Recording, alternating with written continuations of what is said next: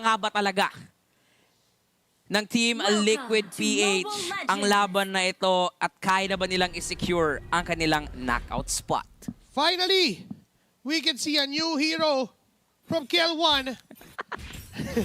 Kasi puro ko lang ginagamit eh. Ngayon, carry na. At yun o, si Innocent, Okay. Sora pa rin. Sora pa rin ang gold lane. Nga naman, savage performance. Napakaganda ng ginawa. Diba? Uulitin lang.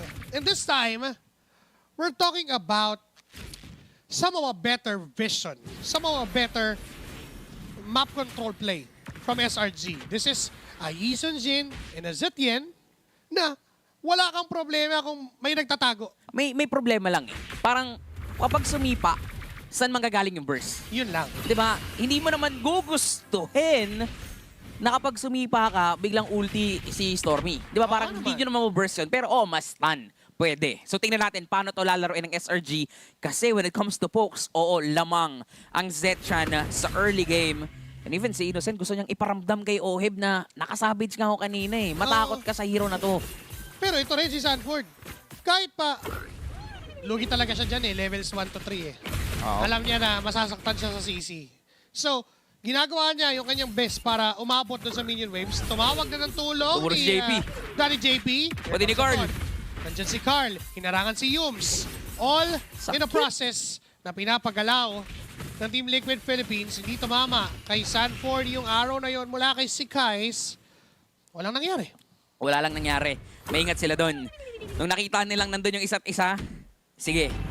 Ayaw nilang mag-away, ayaw nilang magpansinan hanggat hindi pa level 4 na ngayon ay nag-level 4 na rin si Sikais. Lamang dito si Carl TZ kasi mag-level 5 na siya pero sumisilip si Yums. Naku po si JP ha, lower Innocent HP na rin. Nandiyan na rin si Innocent na paggamit ng ultimate yung Zetian. Carl TZ is low, Appraiser's drop, and there comes the first blood. Yums is gonna go down, JP as well. Sikais will get the third kill. Counterplay, Sanford na ipit sa apat, and SRG will take the lead. Nakikita natin dito na malaking threat yung ultimate na meron si Stormy. Not just yung vision, but because of the stun. And for Liquid, nakita natin na because of that CC netong si Cram, nangangaray din si Kuya Carl. Sakit ng damage eh. Imagine, kahit pa friend rin yan, alam naman natin, maangas, diba? Alam natin kung gaano kakunat, pero sisi nga kasi, may panunaw, kumbaga. Tinuunaw yung mga lamig-lamig sa likod ni Kuya Carl eh. Minasahe. Usapan, hilot lang, pero ginamitan ng yoyo eh. Sakit nun, pero dito sa baba, masakit din. Si Sanford, pero again, kaya pa rin i-sustain to ni Cram. 1-1 ang score natin dito when it comes to the kills. Pero for SRG, gusto nilang makaangat ngayon eh. Kasi double marksman setup pa rin ang Team Liquid. Kumbaga, agahan mo na. Late game, ang hirap eh. Uy, na-flicker! Hindi pa-flicker doon. Si Cartesian naging target. OG mula kay Daddy JP. Wala siyang tinamaan doon. Divine Tracer nagamit din. Cartesian Appraiser's Shot. Dito tumama kanina. Ngayon si Yums ang sinusubukang abutan at patayin. Pero bigla na lang, Jumit Kundo, papalayo. At makakatakas pa itong si Yums. Grabe yung mga counter plays. Yung mga counter engage. Medyo malalim yata si Cram. So napilitan siyang gumamit nung vengeance. But Cram is still alive. Hindi pa rin natin alam sino bang lalamang dito. Pero for SRG, parang nakalamang sila ng kill score. Sinong namatay?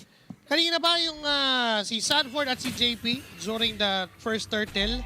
Okay, so ngayon ay 1K. Sitting at a 1K gold lead. They could ask for more if you're SRG. Ito yung gusto mong mangyari pero kulang pa. Let's be honest. Kulang pa tong early game na to. Kailangan ma-dominate mo ng todo. Nanakawan si Carl. Ito yung simula nun. Nasimulan na nakawan itong si Carl TZ. May turtle na paparating. Sinimulan ni JP ni Sanji. Nandiyan na rin si Carl. Yums is there. And Pero walang iba yung gustong gawin. wala ring retry si Kaisi. Kaya lalaban sila dun sa turtle. Mas secure ni Carl. Pero sa taas naman pala ang trabaho ng SRG. Sige, sa inyo na yung turtle kasi nagnakaw kami ng orange. Patayin na lang namin si Oheb. So this is a different approach mula sa SRG. Nice decision making. Nice traits from SRG. They know na hindi nila kakayanin yung turtle na yon. So therefore, they got the trade. Purify ay nagamit. Sakto pa man din nakahanda si Innocent. Kaya nga eh. Parang ready mag-transform, no? Oo. Ready na namang pumatay si Innocent dito. But then again, for Liquid, ang masabi lang natin, medyo expected to sa early game. Oo. Na naman dahil kanila ay double marksman. Wait Si lang, Ohe may nabigyan, hindi na naligtas pa nila ni JP. Combo mula kay Sekais, Innocent at Stormy. Hindi na kinaya pa ni Oheb na bubuhay doon. ito na naman yung nakikita nating mga plays mula sa SRG na kung saan minamaximize nila yung possible lead na pwede nilang makuha against Liquid as early as they can.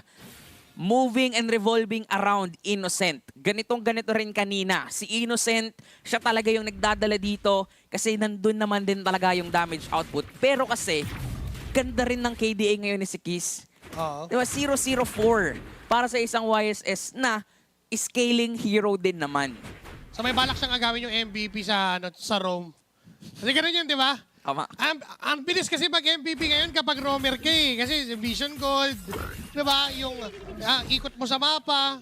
Sabi ni Sekais, gusto ko rin mag-MVP. So YSS na ako. Vision na ako. Vision. May participation ako. Oo. Pag Pero- may vision, may mission eh. Kidding aside, ganun kasi nangyayari sa RG natin eh. Pag gusto mo mag-MVP, mag-YSS ka bilang jungler. The double vision din pala. Tapos nag-Zetian ka. Diba? So, kitang-kita mo talaga saan papunta ang Liquid. At ang hindi nakita ni Oheb, siya na naman yung pinuntirya dito ng dalawang miyembro ng SRG. So, trade na naman. Turtle ulit ang makukuha dito ng Liquid kapalit ng buhay ni Oheb. And Oheb as of now is sitting at 0-3-0. Pinahihirapan ng SRG ang gold laner ng Liquid. Okay. At least sure tayo, hindi magagalit si Oheb. Kasi nakukuha naman ni Carl yung turtle. Nandito na nga sa gold. Hindi pa makuha yung turtle. Diba? Pero at least nakukuha nila. Kaso nga lang medyo alarming na kasi pangatlong beses na kay Oheb to. Yung scaling na inaasahan natin from that carry is very considered. Ng Selangor Red pinuntahan naman Giants, sa Hanford. sinubukan yung burst down. Nandiyan si Kais. Tumama yung shield sana pero ang sakit talaga ng damage. Traction pulse na Oh, gitna. huli. Si Innocent doon Oh sa my gitna. G. May counterplay from that Zetian ult. Kaya naman susugod muli ang SRG. Bumagsak ang mga buhay. Always Wow. down on the fourth time. Si Sanji ay sinunod ng SRG. Can't sila lang mag-isa and a wipeout as early as 7-4-7. Kaya makakalamang ang SRG. A different approach para labanan ang Liquid. Mukhang nalaman na ng SRG kung paano sila mag-a-adjust, paano nila aatakihin to. And they are really controlling this game. Dominating this game against Liquid. Tinatry tumipensa ni Sanford dun sa gitna. But eventually, kaya pa rin siyang patayin ng mga miyembro dito ng SRG. Innocent, transform na naman. Sumubok pa siya ng setup doon. Ang huli niya si JP lang. Sinubukan ni Sanji. Pero napagamit ng Carl. purifying. Si Carl TZ ay humabol. Matutulak nga lang sa bahagya ng Zetian passive. Nandun na. Yung passive na tinutukan. Bam! Razor Smash pero walang masyadong damage. Hindi masasakta si Youngs doon. Ipapagpag lang. Nandiyan na si Kram para tumulong. Walang makukuha ang counter ang Team Liquid Philippines. SRG! Sitting at a 6.4k gold lead. 10 advantage kill score. At yung mapa, kontrolado nila. Literal na balagbag ngayon ng SRG. Nag-focus sila dun sa gold lane ni Innocent. Pahirapan si Oheb at successful sila dun. After nilang mabasag yung torre sa taas, puntahan naman natin yung kabilang side lane ng Liquid. Si Sanford naman. And Sanford din, nahirapan din siya ngayon. 1-3-0. Mukhang alam na nga talaga ng SRG paano atakihin, paano kukunin yung early lead against Liquid. 7k gold lead na ang meron dito mula sa SRG. Merong Lord, pero sa postura ng Liquid, mukhang lalaban pa rin sila. Susubok pa rin. Kumuha ng possession. Dito na naman. Nandun yung Sipa, nagamit na. Zetian ult. Ang lala. Andyan din si Innocent, dumating. Pero nag-crumble yung formation na parang hindi naging synchronized. At walang nangyari doon sa gank na binano ng Selangor Red Giants. Is it go time for Team Liquid Philippines? Hindi pa rin. Tinitingnan lang ni JP kung sinisimulan ni yung Lord. At nire-report na, okay, Carl, sinimulan. 19k, 18k, grouping up, 4 men. 5 men, nandiyan na rin si Oheb. Ni-reset ng SRG yung Lord. Pero pwedeng hawakan to ng Liquid. Binobomba ni Carl, binobomba ni Sanji. Retrihan na lang! Si guys pa yung nakakuha noon at may counter setup. Nandun pa si Innocent sa likod. Kaso nga lang, si Yoms ay napakamatay. Tinutuloy ni Kram itong Uy, si Oheb! Pero si Oheb ay galit. Nakapwesto ng matindi. Si Innocent ang kanyang kaharap. Sanford ay hinahabol si Stormy. Wala lang siyang flicker para abutan. Oheb is down. Ngayon si Sanford ay naipit. Sinubukan talaga niyang habulin hanggang sa mismong loob ng tore para makakuha ng trade. And 3-5. Pero hawak ng SRG yung Lord. Nakuha ng SRG ang Lord. The zoning mula kay Kram. Pinatay niya pala yung backlines dito ng Liquid. Wala man kanina dun sa likod si Oheb, pati si Sanji. Nakita natin na kanya-kanyang trabaho dito ang SRG para makuha talaga lahat ng panalo dito against Liquid.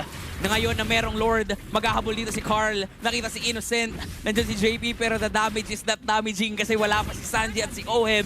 So focus muna sa depensa ang Liquid. Pero for SRG, sobrang namamaximize nila ngayon yung vision na nanggagaling kay Stormy. Even from si Kais, dagdag pa natin yung stun na nanggagaling dun sa ultimate na yon ng isang Zetran. Yung Nerd the Phoenix. Another vision. Popped. Yung Mountain Shocker mula sa YSS. Nagamit na yung Traction Pulse ni Sanji. If your Team Liquid right now, nahihirapan kang maghanap ng paraan. Paano babangon dito? Unti-unting binabaon ng Selangor Red Giants sa hukay ang Team Liquid. Pero in bias term, pinapaganda lang yung storya na to eh. Kaya yan eh. Para- Late game kasi. Para mamaya epic comeback yung lalabas. Tsaka late game, double marksman tayo eh. Double marksman tayo eh. Planado natin to. Kaya nga, group up yung pwedeng gawin dito ng Liquid. Sama-sama sila ngayon, pero maganda yung pwesto ni Yums, ha? Nag-aantay siya Nako. dito ng pwedeng pick open. Kasi alam din nila, kailangan nilang madaling tapusin to. Kailangan Ooh. makuha nila. Nakita ni JP. Good check. Wala kay Sanji at JP. Tinignan nila. Maaring nandito eh, kasi nawawala eh. Di natin makita nasan si Yums eh. Usually nasa harap mo yan, kaso wala eh. Nagtatago ngayon, so ibig sabihin may hinahanap at gagawing play ang SRG. Looking at the builds, clearly lamang ang SRG at malayo ang difference when it comes to the gold. 2K gold lead dun sa XP matchup, 3K sa jungle, 1-6 sa gold lane. Clearly, SRG has the lead. 15 seconds for the Lord. Susubukan ng Team Liquid to pull off something impossible. Kasi sa totoo lang, ang hirap pa rin alamin kung paano sila babawi dito. If they can pull off up until 18 minutes, baka dun pa mag-start. Lalong-lalo na, dun pa siguro makakakuha na ng lock item si Oheb. Etong si Sanji din. Sinisimulan na yung Lord ng SRG na merong hawak na 7K. Actually, to 8K na rin ang lead na meron sila. Pero tila ba, ready din ang Liquid. Lumaban, Innocent, nag-transform na. Nagsimula ng laban, meron pang Flare of the Phoenix doon. Yung May sipa. sumipa, si RTC nagiging target, may revitalize mula kay JP. Ngayon yung sinimulan ay mukhang Sakit. mabibigyan itong si JP ng agad-agad na burst down ng mga members ng SRG. Bibitawan ng bahagya yung Lord. Hahawakan ng maguli. Apat na miyembro mula sa Team Liquid na nakatingin at nakatitig pa rin at susubok si Carlito na kuhain at agawin ang objective mula sa Malaysian team. Wala si JP, wala din yung flicker ni Sanford. Samantalang sa SRG, kompleto pa ang kanilang mga resources. Nakita na Si ngayon Kram! pumasok si Kram, first down! Ito si Oheb at kaya na yata ng damage kay mawawala agad. Yung CC Kram is down. Innocent Pero sa likod. Innocent sa likod. Nakakuha ng magandang targets. Oheb, Sanji, JP, Carl is down. Sanford alone. Trying to defend. Umatras. May sipa. Mula kay Yums. Stormy na ma-flicker para abutan si Sanford. Kasi si JP na lang ang mag-isang dedepensa para sa base ng Team Liquid Philippines. Kinakaya. Sinusubukan. May immortality bit-bit. Sinusubukan pa rin, mawawala yung immortality, pero yung Torre babagsak na ng diretso. AOG papalayo, may minions pang isa, may caravan pa, hindi na Aray! kinayang matod. Mukhang tapos na, and SRG will tie this series. Welcome to Absolute Cinema.